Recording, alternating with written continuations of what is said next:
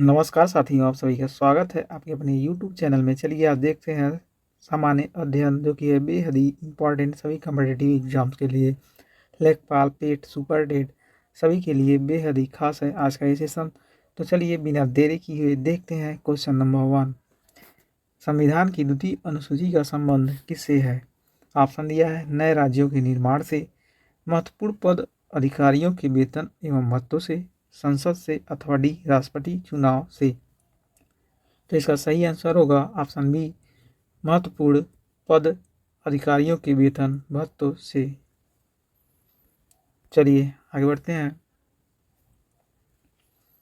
किस अनुसूची में 22 भाषाओं को मान्यता दी गई है? ऑप्शन ए है 7वीं, बी है 6वीं, अथवा सी 8वीं, अथवा डी है पहली। तो इसका सही आंसर होगा, जैसा आप स्क्रीन पे देख पा रहे हैं, आंसर इसका सी होगा। Correct option. 8वीं अनुसूची में 22 भाषाओं को मान्यता दी गई है। दल बदल के आधार पर निर्वाचित सदस्यों की अयोग्यता संबंधी विवरण किस अनुसूची में है? ऑप्शन है आपका दूसरी, ऑप्शन बी है तीसरी, अथवा सी 9वीं, अथवा डी है 10वीं। इसका सही आंसर होगा ऑप्शन डी, 10वीं अनुसूची में है दल बदल के आधार पर निर्वाचित सदस्यों की अयोग्यता संबंधी विवरण। चलिए आगे देखते हैं। किस राज्य में संविधान की 6ठी अनुसूची लागू नहीं होता है? ऑप्शन ए है मणिपुर, बी है मिजोरम, अथवा सी नागालैंड, अथवा डी है मेघालय। तो इसका सही आंसर होगा ऑप्शन ए और सी, दोनों इसके करेक्ट ऑप्शन होंगे। मणिपुर और मेघालय में 6ठी अनुसूची लागू नहीं होती है। किस राज्य के आरक्षण विधेयक को नवी अनुसूची में सम्मिलित किया जाता है? ऑप्शन ए है राजस्थान, बी है पंजाब, सी है तमिलनाडु, अथवा डी है महाराष्ट्र। तो इसका सही आंसर होगा option number C, Tamil Nadu. Tamil Nadu राज्य के आरक्षण विधेयक को नवी अनुसूची में सम्मिलित किया गया है। चलिए आगे बढ़ते हैं।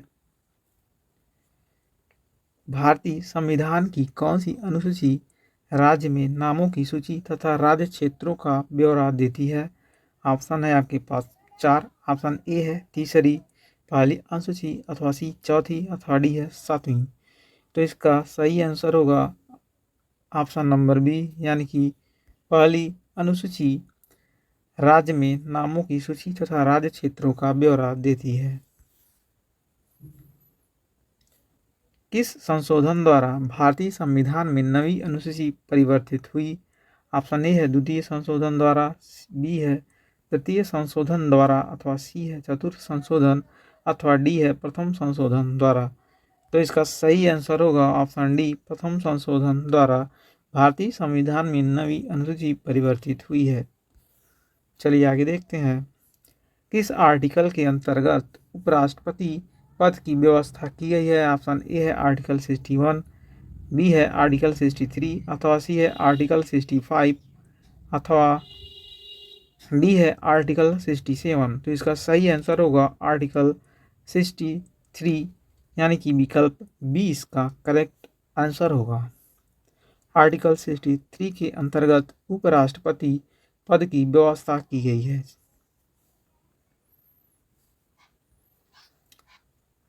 वित्तीय आपात की घोषणा किस आर्टिकल के अंतर्गत होती है? क्वेश्चन नंबर 9 है, वित्तीय आपात की घोषणा किस आर्टिकल के अंतर्गत होती है? ऑप्शन ए है आर्टिकल 352, अथवा बी है आर्टिकल 365, सी है आर्टिकल 360, अथवा ऑप्शन डी है आर्टिकल 370।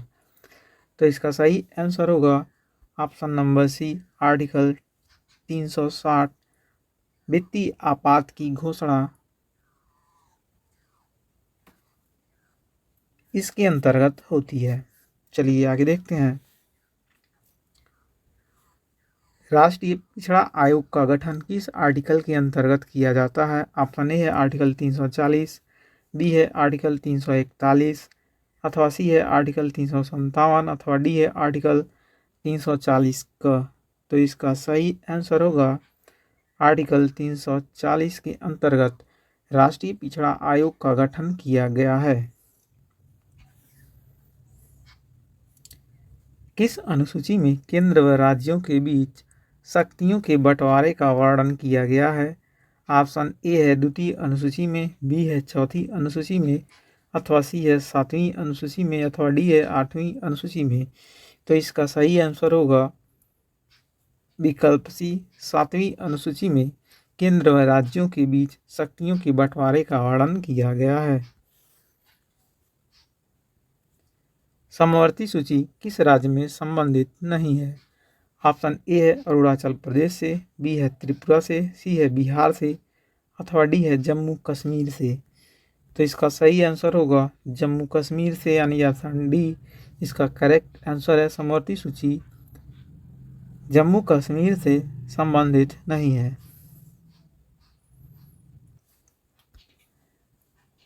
देखते हैं क्वेश्चन नंबर 13। संविधान लागू होने के समय समवर्ती सूची में कितने विषय थे? ऑप्शन ए है 49 सब्जेक्ट, बी है 47 विषय, सी है 51 विषय, अथवा डी है 54 विषय। तो इसका सही आंसर होगा ऑप्शन बी 47 विषय हैं समवर्ती सूची में संविधान के लागू होने के समय इनकी संख्या थी। चलिए आगे देखते हैं। मूलतः राज्य सूची में कितने विषय हैं? ऑप्शन ए है 66 विषय,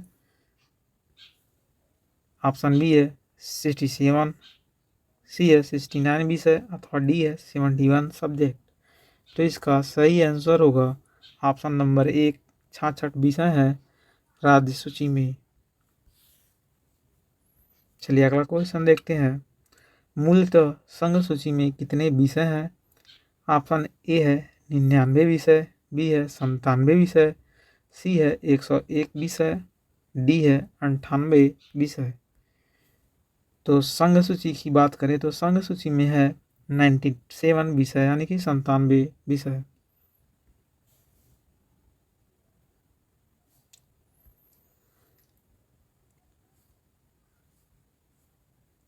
इबादत खाना क्यों बनवाया गया है?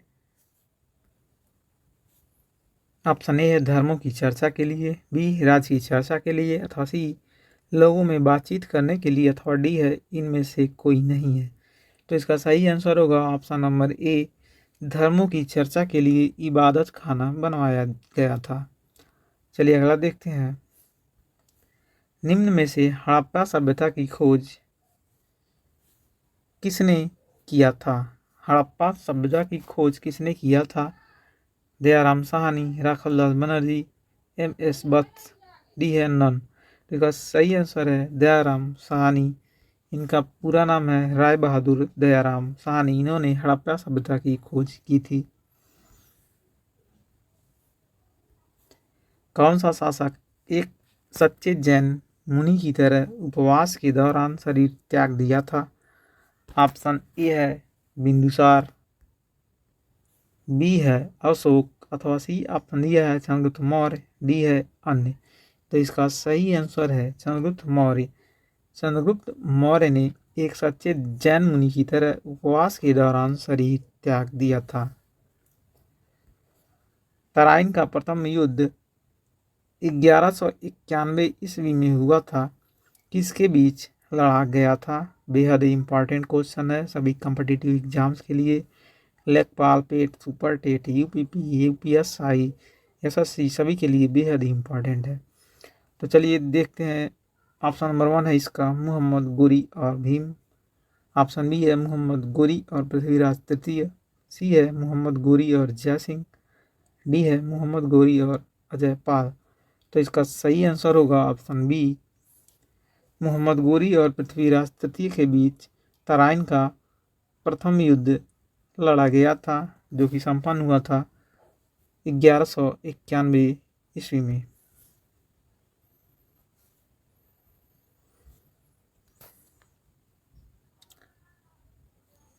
वीडियो को अधिक से अधिक शेयर करिए, साथ ही साथ हमारे वीडियो को लाइक एवं चैनल को और सब्सक्राइब करें। चलिए देखते हैं अगला क्वेश्चन। मुगलों के दौरान कृषि की स्थिति के बारे में जानकारी का सबसे महत्वपूर्ण स्रोत क्या है? ऑप्शन ए है आईन अकबरी, बी है अकबरनामा, सी है मुंतखब उल लुबाब, मुंतखब उल लुबाब अथवा डी है तारीख ए फरिश्ता। तो इसका सही आंसर होगा आइन ए अकबरी। आइन ए अकबरी है कृषि की स्थिति के बारे में जानकारी देने वाला सबसे महत्वपूर्ण स्रोत मुगल के शासनकाल का।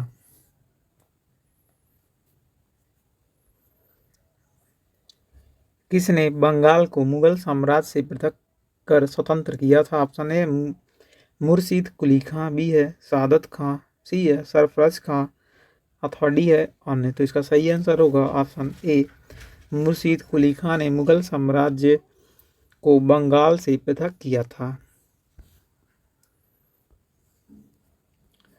विधवा पुनर्विवाह कानून कब बनाया गया था? ऑप्शन है 4। पहला ऑप्शन है 1853 ईस्वी में, 1856 ईस्वी में, सी है 1863 ईस्वी में अथवा डी है 1865 ईस्वी में। तो इसका सही आंसर होगा ऑप्शन बी 1865 ईस्वी में विधवा पुनर्विवाह कानून बनाया गया था। अंग्रेजों ने कब फूट डालो और शासन करो की नीति अपनाई थी? ऑप्शन ए है 1877 ईस्वी में, 1833 ईस्वी के बाद अथवा सी है 1858 ईस्वी के बाद अथवा डी है 1799 ईस्वी के बाद। तो इसका सही आंसर होगा ऑप्शन सी 1858 ईस्वी के बाद अंग्रेजों ने फूट डालो और शासन करो की नीति अपनाई थी।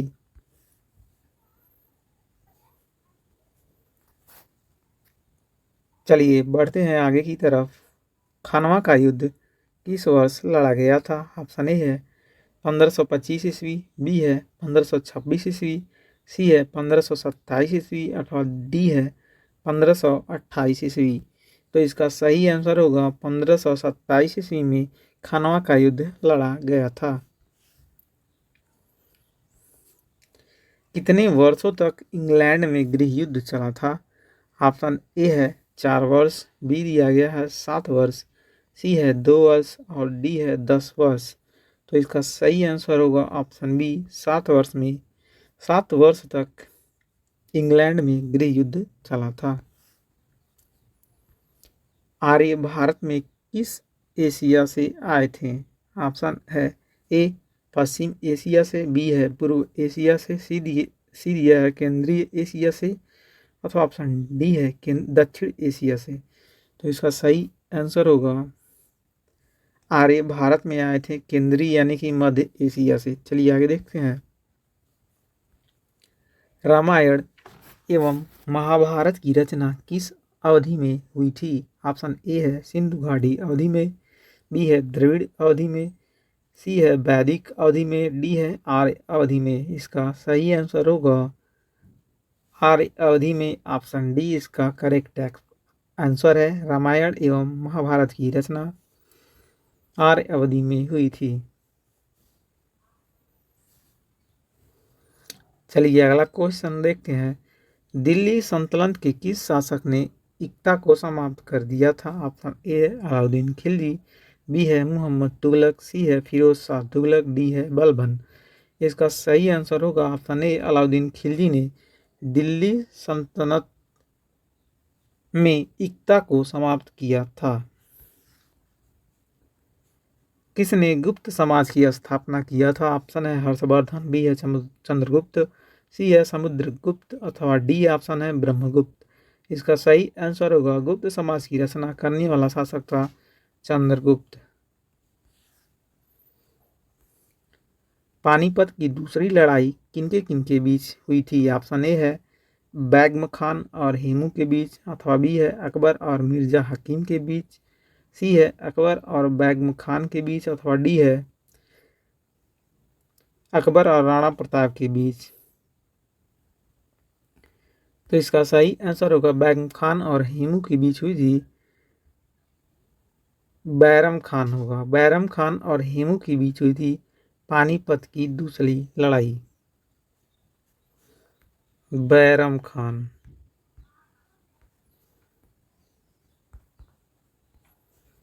चलिए आगे देखते हैं।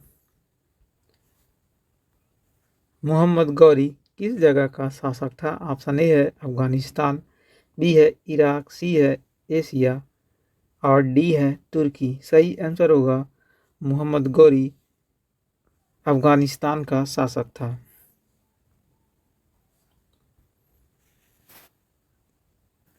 चलिए आगे बढ़ते हैं। वीडियो को अधिक से अधिक शेयर कीजिए।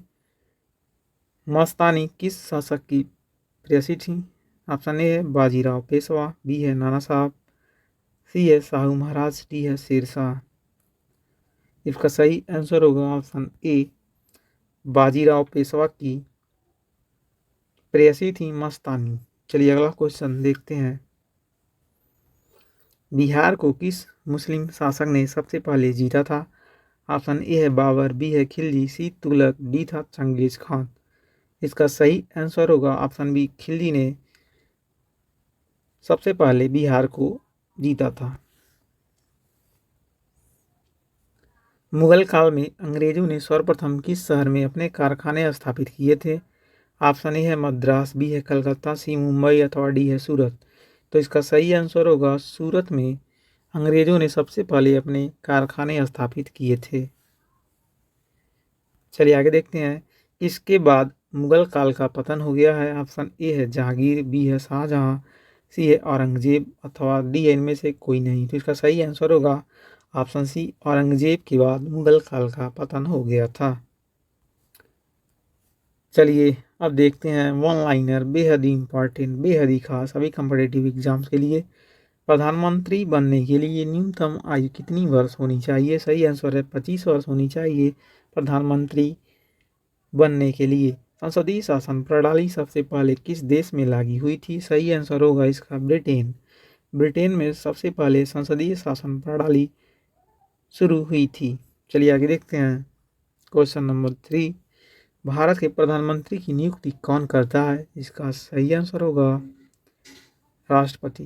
राष्ट्रपति भारत के प्रधानमंत्री की नियुक्ति करता है। क्वेश्चन नंबर 4 है, योजना आयोग का अध्यक्ष कौन होता है? तो इसका आंसर होगा प्राइम मिनिस्टर यानी कि प्रधानमंत्री योजना आयोग का अध्यक्ष होता है। संघीय मंत्रिमंडल की बैठक का सभापति कौन करता है? सही आंसर होगा इसका प्राइम मिनिस्टर, प्रधानमंत्री संघीय मंत्रिमंडल की बैठक का सभापति होता है। प्रधानमंत्री का कार्यकाल कितने वर्ष का होता है? सही आंसर होगा 5 साल। प्रधानमंत्री पद से त्याग पत्र देने वाले भारत के पहले प्रधानमंत्री कौन थे? सही आंसर है इसका मोरारजी देसाई। इन्होंने प्रधानमंत्री पद से त्यागपत्र देने वाले भारत के पहले प्रधानमंत्री थे। सबसे अधिक समय तक प्रधानमंत्री रहने वाले कौन थे? इसका सही आंसर होगा जवाहरलाल नेहरू। सबसे अधिक समय तक इन्होंने प्रधानमंत्री का पद संभाला था। भारतीय संविधान के अनुसार तथ्यात्मक संप्रभुता किस व्यक्ति में निहित होती है? इसका आंसर है प्रधानमंत्री में भारतीय संविधान के अनुसार तथ्यात्मक संप्रभुता निहित होती है। चलिए आगे देखते हैं। भारत के पहले प्रधानमंत्री कौन थे? सही आंसर है जवाहरलाल नेहरू। किसने प्रधानमंत्रियों की मौत अपने पद पर रहते हुई है? कितने प्रधानमंत्रियों की मौत अपने पद पर रहते हुए हुई है? इसका सही आंसर है 3। प्रधानमंत्री को पद की शपथ कौन दिलाता है? सही आंसर होगा प्रेसिडेंट।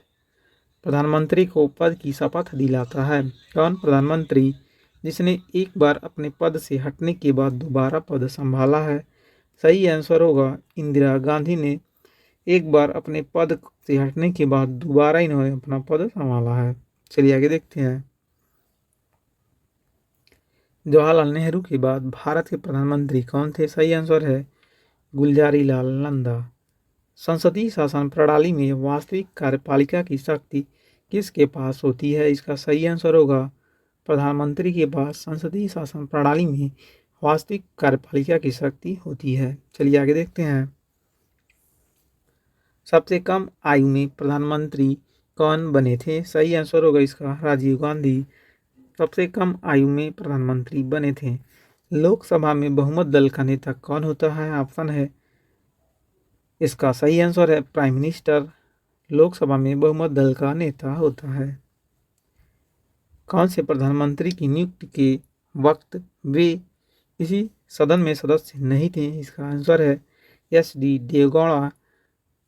जब इनको प्रधानमंत्री नियुक्त किया गया था तब वह किसी भी सदन में सदस्य नहीं थे। किस प्रधानमंत्री ने एक भी दिन संसद नहीं गए थे? इसका सही आंसर है चौधरी चरण सिंह। इन्होंने अपने कार्यकाल में कभी भी संसद में नहीं गया था। यथार्थ कार्यपालिका की समस्त सत्ता किसमें निहित होती है? इसका सही आंसर है मंत्रिपरिषद में यथार्थ कार्यपालिका की समस्त सत्ता निहित होती है।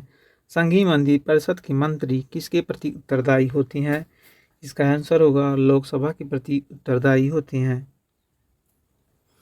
किसी भी सदन का सदस्य बने बिना कोई व्यक्ति मंत्री पद पर कितने दिनों तक रह सकता है? इसका सही आंसर होगा 6 माह तक वह रह सकता है। संविधान के किस अनुच्छेद में मंत्री परिषद की नियुक्ति व पदच्युति का प्रावधान होता है?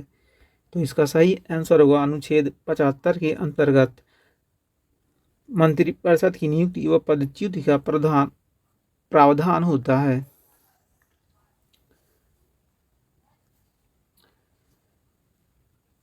मंत्रिमंडल का गठन करने वाला कौन होता है? सही आंसर होगा इसका केंद्रीय मंत्री। स्वतंत्र भारत के पहले कानून मंत्री कौन थे? इसका आंसर होगा doctor B R. Ambedkar. Doctor B R. Ambedkar को स्वतंत्र भारत का पहला कानून मंत्री बनाया गया था। मंत्रिपरिषद के सदस्यों का शपथ कौन दिलाता है? इसका आंसर होगा प्रधान राष्ट्रपति। मंत्रिपरिषद के सदस्यों का शपथ दिलाता है राष्ट्रपति। चलिए आगे देखते हैं। भारत के मंत्रिपरिषद में अधिक सदस्य कहाँ से लिए गए हैं? सही आंसर होगा इसका लोकसभा से लिए गए हैं। भारत की मंत्रिपरिषद में अधिक सदस्य। क्वेश्चन नंबर अगला है, स्वतंत्र भारत के पहले प्रतिरक्षा मंत्री कौन थे? सही आंसर होगा इसका सरदार पटेल थे पहले प्रतिरक्षा मंत्री स्वतंत्र भारत के। स्वतंत्र भारत के पहले वित्त मंत्री कौन थे? इसका आंसर है डॉक्टर जॉन मथाई, स्वतंत्र भारत के पहले वित्त मंत्री। चलिए आगे बढ़ते हैं। कबीर के गुरु कौन थे? ऑप्शन है वल्लभाचार्य, बी रामानंद, सी रामानुज, डी है नामदेव। सही आंसर है रामानंद थे कबीर के गुरु।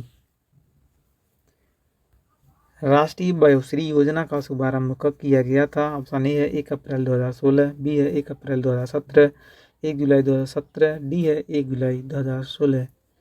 तो इसका सही आंसर है 1 अप्रैल 2017 को राष्ट्रीय वयोश्री योजना का शुभारंभ किया गया था। वह संविधान संशोधन जिसके तहत जीएसटी पारित किया गया है? इसका आंसर होगा 122वां संविधान संशोधन के तहत जीएसटी लिया गया है। वर्तमान में राज्यसभा के सदस्यों की अधिकतम संख्या कितनी हो सकती है? तो इसका सही आंसर है 250 हो सकती है राज्यसभा के सदस्यों की अधिकतम संख्या। अगला क्वेश्चन है, वर्मी कंपोस्टिंग किससे की जाती है? ऑप्शन ए है फंगस से, बी पशु से, अथवा सी है कृमि से, डी है ऑप्शन बैक्टीरिया से। सही आंसर होगा कृमि से वर्मी कंपोस्टिंग की जाती है। चलिए अगला देखते हैं।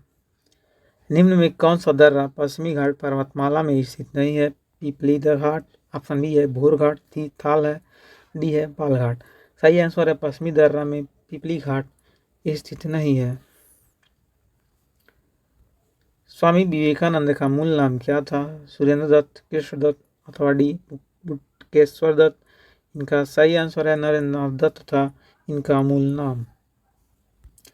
भिलाई लौह इस्पात संयंत्र की स्थापना किस देश के सहयोग से की गई है? ऑप्शन है ब्रिटेन, बी है रूस, सी है जर्मनी, डी है संयुक्त राज्य अमेरिका। सही आंसर है रूस। रूस के सहयोग से भिलाई लौह इस्पात संयंत्र की स्थापना की गई है। कौन सा अक्षांश रेखा भारत के मध्य से गुजरती है? ऑप्शन ए है विषुवत रेखा, बी है कर्क रेखा, सी मकर रेखा, डी है आर्कटिक रेखा। इसका सही आंसर है कर्क रेखा। कर्क रेखा भारत के मध्य से गुजरती है। तेलों के हाइड्रोजनीकरण में प्रयुक्त उत्प्रेरक है। ऑप्शन है प्लेटिनम, बी निकिल है, सी मोलिब्डेनम है, डी फेरिक है। तेलों के हाइड्रोजनीकरण में प्रयुक्त उत्प्रेरक होता है निकिल। निकिल इसका करेक्ट ऑप्शन होगा। चलिए अब अगला क्वेश्चन देखते हैं। निम्नलिखित में से किसने ऋषि आंदोलन चलाया था? इसका आंसर होगा शेख नूरुद्दीन ने। चैतन्य प्रभु, रामानंद, विठोबा इन्होंने नहीं चलाया था। शेख नूरुद्दीन ने ऋषि आंदोलन चलाया था।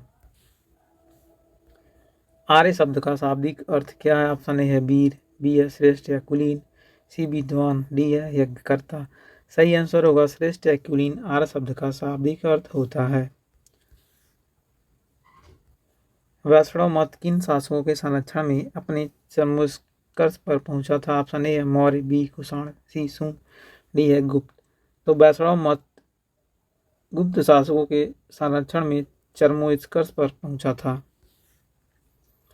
ऋग्वेद के 10वें मंडल में किसका उल्लेख पहली बार मिला है? ऑप्शन ए है योद्धा, बी है पुरोहित, सी है शूद्र, डी है चांडाल। सही आंसर होगा शूद्र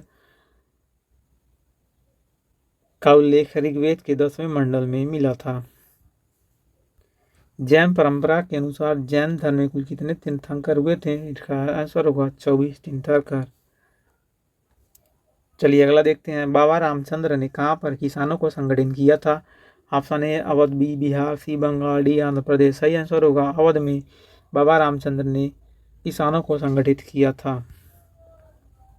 चलिए आगे देखते हैं। निम्न इतिहासकारों में किसने अकबर को इस्लाम धर्म का शत्रु कहा है? ऑप्शन है अब्बास खां सरवानी, बी है बदायूनी, सी है अहमद खां, डी है मीर अलाउद्दीन गजवानी।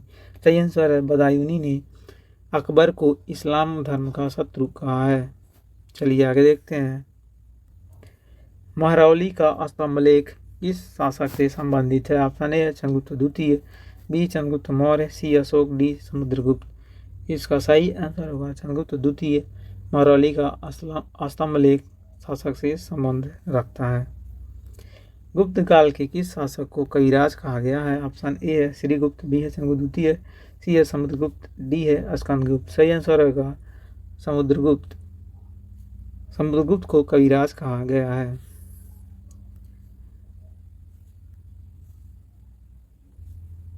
चलिए देखते हैं। गुप्तकालीन सोने की मुद्रा को क्या कहा जाता था? इसका सही आंसर होगा दिनार कहा जाता था गुप्तकालीन सोने की मुद्रा को।